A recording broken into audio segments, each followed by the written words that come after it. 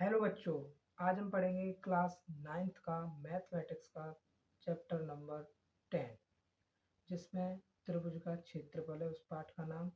तो हम जानते हैं कि तीन भुजाओं से घिरी आकृति को त्रिभुज कहते हैं। तीन भुजाओं से घिरी आकृति को क्या कहते हैं? त्रिभुज कहते हैं। तीन भुजाएं कौन कौन सी? जैसे कि ए बी सी, तो ये त्रिभुज की तीन भुजाएं हैं, ए बी सी और ए सी। इसके नाम क्या क्या है? ए बी और सी। तो त्रिभुज के तीन भुजाओं से घिरी आकृति को त्रिभुज कहते हैं। त्रिभुज का क्षेत्रफल क्या होता है? तो त्रिभुज का क्षेत्रफल होता है 1/2 इंटू आधार इंटू ऊंचाई।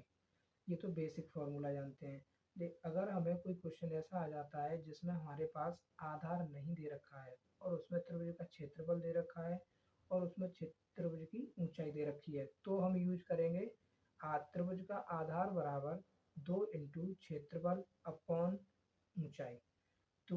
तीसरा फॉर्मूला बताया गया है कि त्रिभुज की ऊंचाई ज्ञात करनी है। जब हमारे पास त्रिभुज की ऊंचाई नहीं दे रखी है और हमें वो ज्ञात करनी है, तो उसके लिए हम यूज करते हैं 2 इंटू क्षेत्रफल बटे आधार।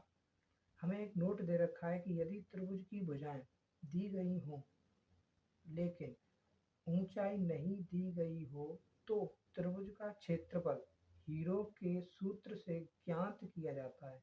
हीरो का सूत्र क्या होता है बच्चों? हीरो का सूत्र होता है, यदि किसी त्रिभुज की भुजाएं क्रमशः ए बी सी हो, तो यानी तीनों भुजाएं अलग अलग दे रखी हों, ए बी सी हो, तो उसके लिए त्रिभुज का क्षेत्रफल ज्ञात करने के लिए सूत्र क्या है? त्रिभुज का क्षेत्रफल बराबर under root S S minus A S minus B S minus C. यहाँ एस क्या है? एस हमारा त्रिभुज का अर्ध परिमाप है या फिर सेमी पेरीमीटर बोलते हैं इसे। इसको सबसे पहले ज्ञात किया जाता है। इसको कैसे ज्ञात करते हैं? एस बराबर ए प्लस बी प्लस सी बटे 2, यानी कि त्रिभुज की जितनी भी भुजाएं दे रखी हैं उनको जोड़ लिया जाए और उसमें 2 का भाग दे दिया जाए, तो हमारे पास त्रिभुज का सेमी पेरीमीटर निकल गया जाता है और उसकी मदद से हम त्रिभुज का क्षेत्रफल ज्ञात करते हैं। तो ये था आज का टॉपिक।